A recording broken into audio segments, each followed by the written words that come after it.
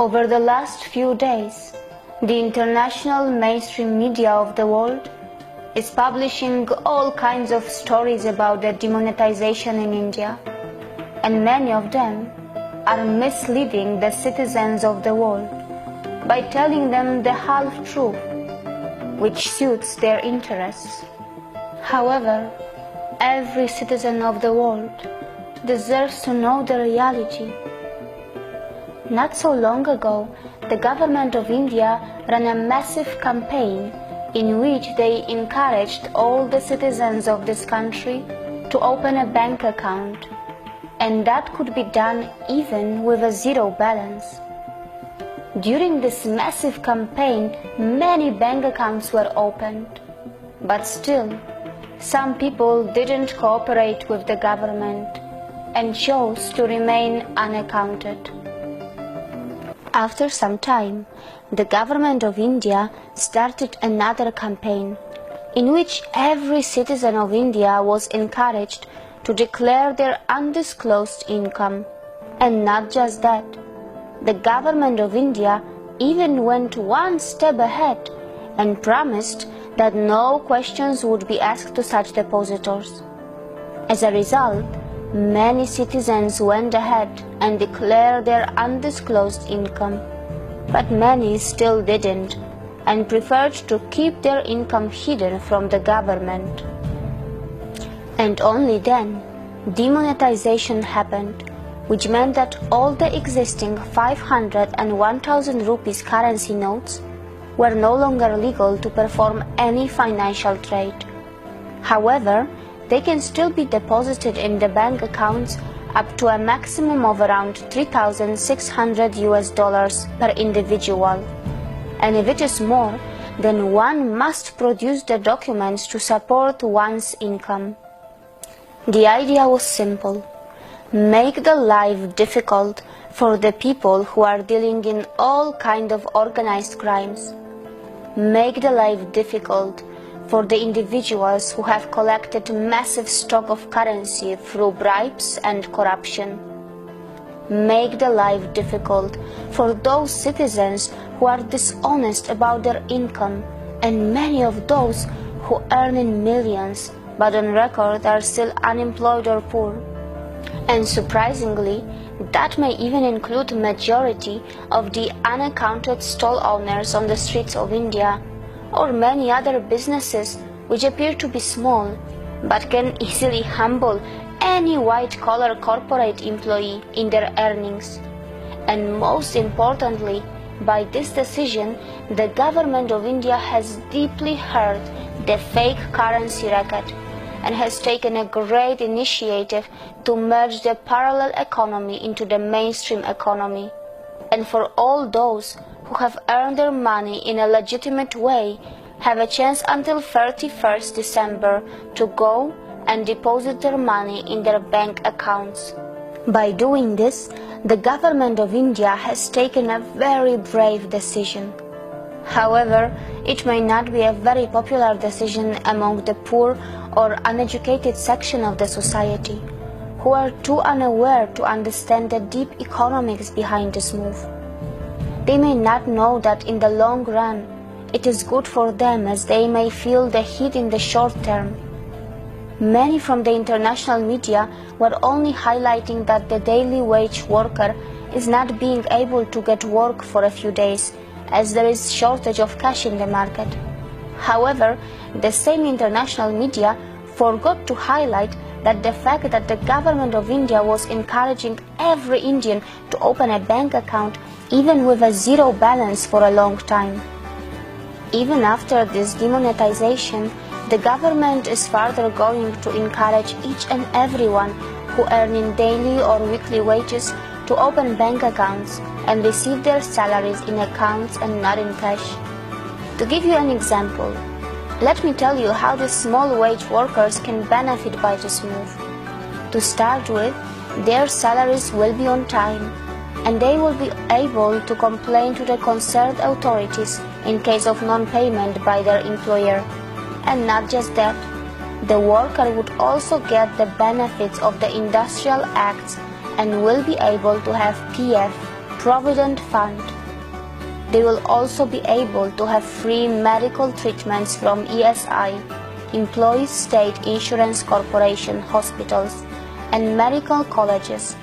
And the biggest turnaround is likely to be seen in the freshly updated poverty and unemployment statistics from India, as due to this decision, many so-called poors are going to jump out of the poverty line in a moment.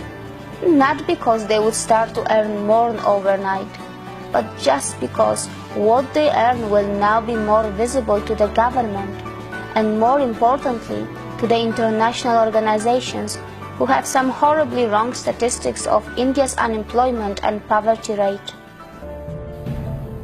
On the other hand, some of the journalists from the international media are counting the death toll due to demonetization, which according to them has reached 25 so far, which is absolutely sad, but at the same time they forgot to tell the citizens of the world that due to demonetization, all kind of big and small organized crimes in India have almost stopped, and the deaths due to violence of all kinds have also been stopped too, which has saved lives of many more than 25 people. By demonetization, the actual production and consumption of India is not going to change overnight. It is just going to be more visible to the world and to the government of India, as the country is going to witness a dramatic merge of its parallel black economy into its white economy, which will mean more tax for the government, which would bring bigger budgets for infrastructure developments, human development, welfare schemes for poor, and more job creation. One must remember that bigger revenues mean bigger budgets, and bigger budgets mean bigger growth and bigger possibilities. The government of India must remember that now every citizen of India is going to depend a lot more on them, as the citizens of India are going to reveal to the government all their wealth and income honestly. And now it will be even a bigger responsibility for the governments to ensure that there is not scam, high-level corruption, and a proper utilization of funds.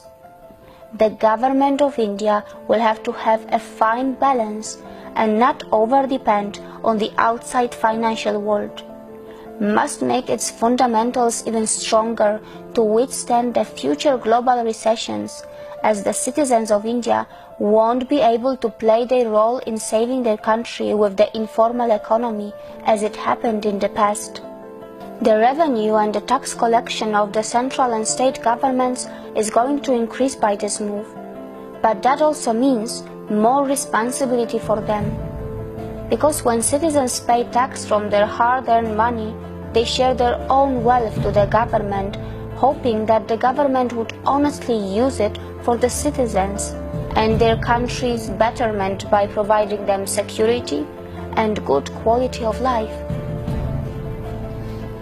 Some of the journalists from the international media also feared crowd and chaos that would be caused from this step, as there were people on the streets forming huge crowd outside the banks in order to withdraw or deposit their money.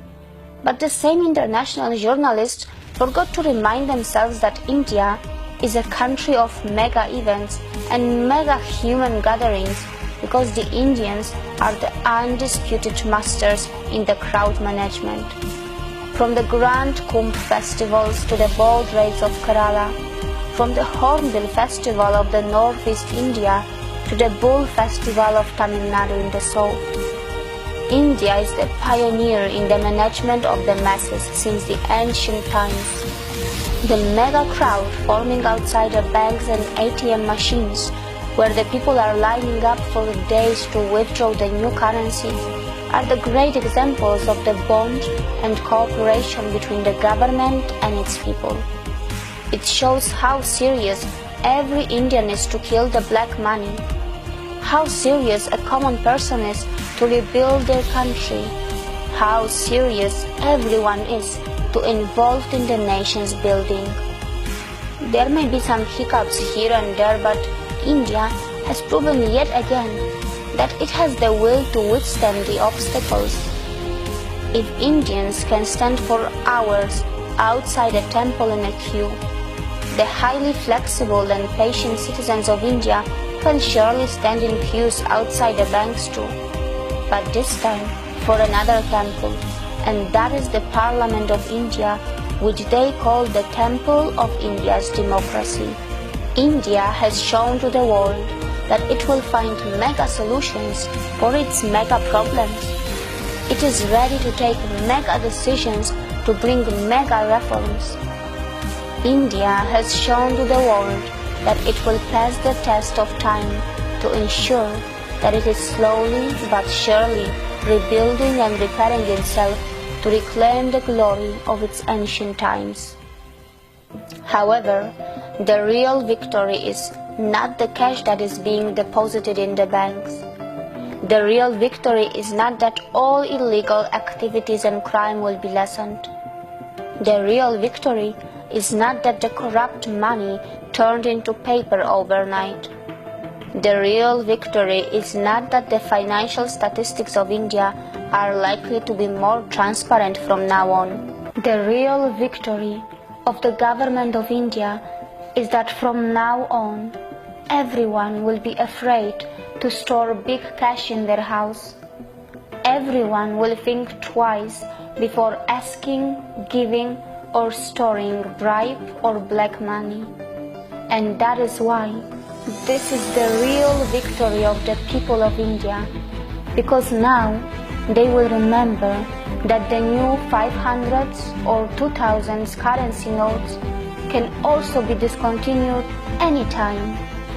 And this will inspire people to do the transactions in white money and encourage them to open bank accounts, making India a cashless economy, making the life of criminals more difficult, and reminding the people of India the glorious word Satyamev Jayate from the ancient Hindu scriptures, which means truth alone triumphs.